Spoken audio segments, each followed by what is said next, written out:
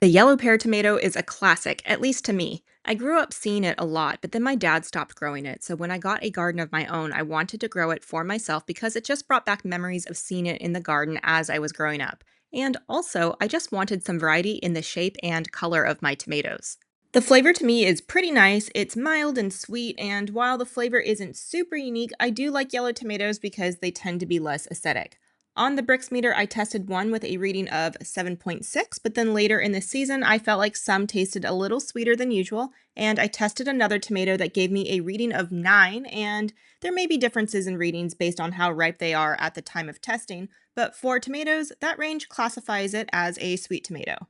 The plants of the yellow pear tomato have always been quite productive, which is always a good thing. But one thing about this variety is that they are sometimes prone to splitting or cracking, and usually the cause of that is inconsistent watering. But some varieties like this one are just naturally more prone to it, even if your watering is consistent.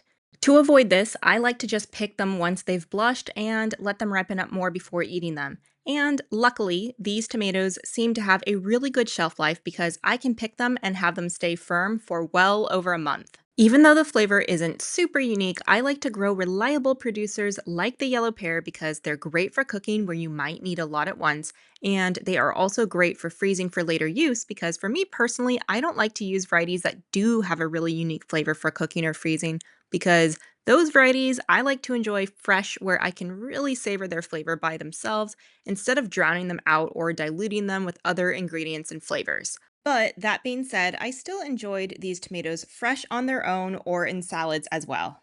While the yellow pear might seem like a basic or ordinary tomato, sometimes basic tomatoes serve a purpose, especially if the plants are productive and have a good shelf life. So I think it is still a great variety that is worth growing.